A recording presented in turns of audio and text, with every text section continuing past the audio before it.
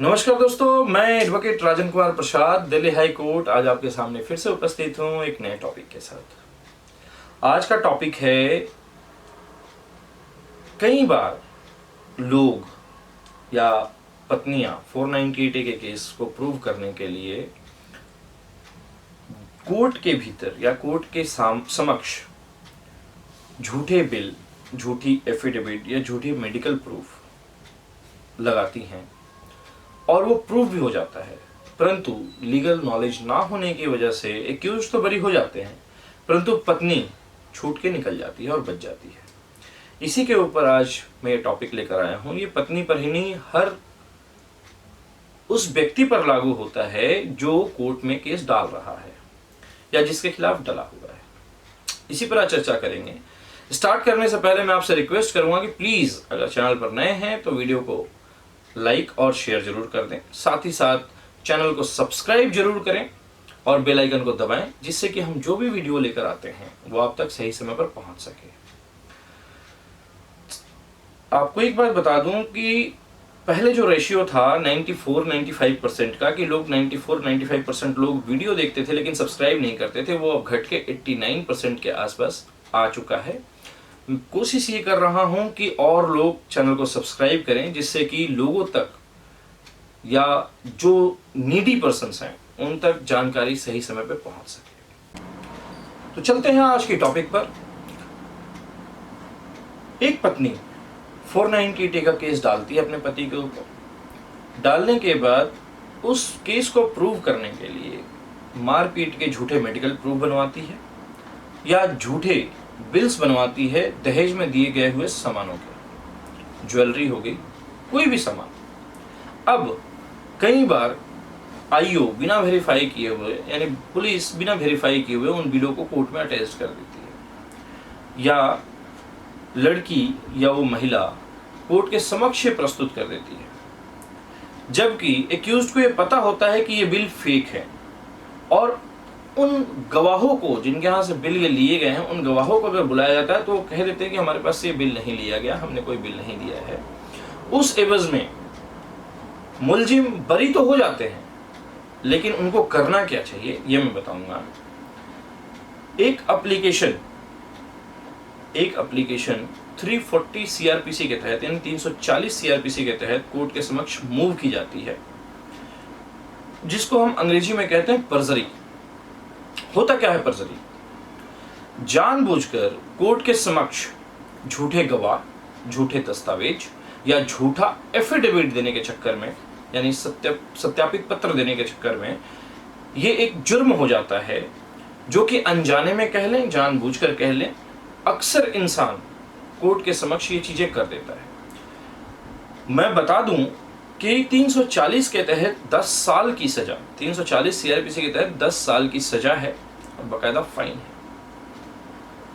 करना क्या होगा? अगर आपको पता है कि मेरी पत्नी ने या उस व्यक्ति ने जिसने केस डाला है, उसने झूठे बिल या झूठे एफिडेविट या झूठी चीजें कोर्ट के समक्ष प्रस्तुत की हैं, तो उस एवज में आपको एक 340 सीआरपीसी का मुकदमा कोर्ट के समक्ष, मुकदमा क्या, एक एप्लीकेशन कोर्ट के समक्ष दाखिल करना होगा, या फिर आप चाहें तो उन बिल्स की कॉपी लेकर वेरीफाई करवा के आप चाहें तो 156(3) यानी 156(3) सीआरपीसी के तहत क्रिमिनल कंप्लेंट भी डाल सकते हैं, जिसमें कि अलग से उस व्यक्ति के ऊपर मुकदमा दर्ज हो जाएगा और उसको उस मुकदमे के अनुसार 420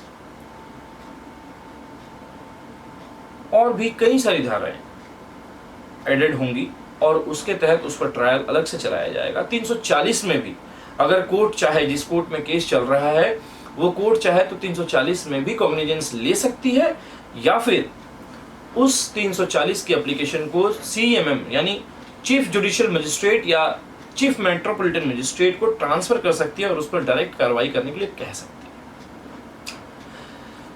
झूठे बिल, झूठे सबूत, झूठे गवाह, झूठे दस्तावेज अगर कोर्ट के समक्ष कोई भी व्यक्ति प्रस्तुत करता है तो उस एवज में 340 सेक्शन के तहत उस पर कार्रवाई की जा सकती है। एप्लीकेशन आप मूव कर सकते हैं और जज बकायदा उस पर कॉग्निजेंस लेते हुए उस व्यक्ति को पेनलाइज कर सकता है। ये था झूठा मुकदमा या झूठे बिल या झूठे दस्तावेज कोर्ट के समक्ष प्रूफ करने पर सजा।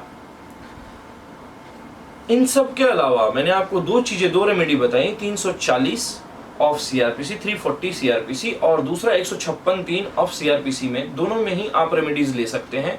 आप चाहें तो अलग से क्रिमिनल कंप्लेंट कोर्ट के समक्ष दे सकते हैं, कोर्ट उस पर कॉग्निजेंस लेकर आईओ से रिपोर्ट मंगवाकर और एफआईआर करवाएगा, जिसमें 420 अगर बिल इलेक्ट्रॉनिक बना हुआ है तो 467, 68, 71 बहुत सारी चीजें लग जाती हैं उस पर, 120 भी लगता है अगर कई लोग उसमें शामिल हैं उस बिल को बनाने में, बिल को प्रस्तुत करने में, या घर वालों ने रजामंदी एक दूसरे कॉमन इंटेंशन के साथ अगर उसको फाइल किया है तो बहुत सारे सेक्शन अटेड हो जाते हैं। लेकिन अगर आप चाहें तो जिस कोर्ट के समक्ष ये गवाह, ये सबूत या दस्तावेज प्रस्तुत किए गए हैं उस कोर्ट में भी 340 सीआरपीसी के तहत एक एप्लीकेशन मूव कर सकते हैं।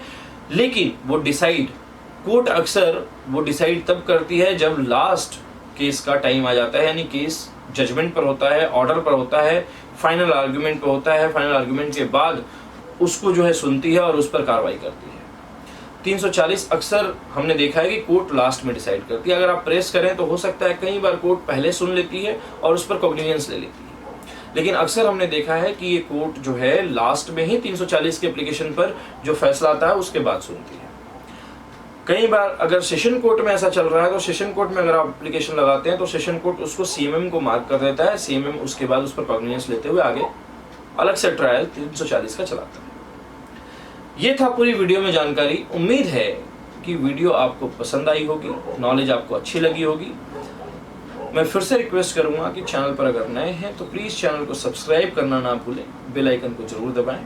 साथ ही साथ वीडियो अगर पसंद आई हो तो लाइक जरूर करें, शेयर जरूर करें, जिससे कि ये नॉलेज और लोगों तक भी पहुंच सके। साथ ही साथ कमेंट जरूर करें, क्योंकि कमेंट से हमारा मनोबल बढ़ता है और कई लोग कमेंट करते हैं, सवाल पूछते हैं तो बहुत अच्छा लगता है। हमारे चैनल पर एक नया फीचर भी आया हुआ है, ज्वाइन का बटन आ गया है, यानी अगर आप चाहें तो चैनल को ज्वाइन कर सकते हैं। ज्वाइन करके आप मुझसे डायरेक्ट जुड़ सकते हैं व्हाट्सएप के थ्रू, या फिर आपकी जो भी क्वेरीज होंगी, जो भी आपके सलाह होंगे, जो भी आपके क्वेश्चंस होंगे उनको सलाह देना, एडवाइस देना, ज्वाइन करने के बाद आपको प्रायोरिटी बेसिस पे रखा जाएगा और आपको प्रायोरिटी बेसिस पे उसकी जानकारी, किसी भी क्वेश्चन की या किसी भी सवाल की जानकारी दी जाएगी। इसी के साथ बहुत बहुत धन्यवाद आपका। नमस्कार, शुभ रात्रि।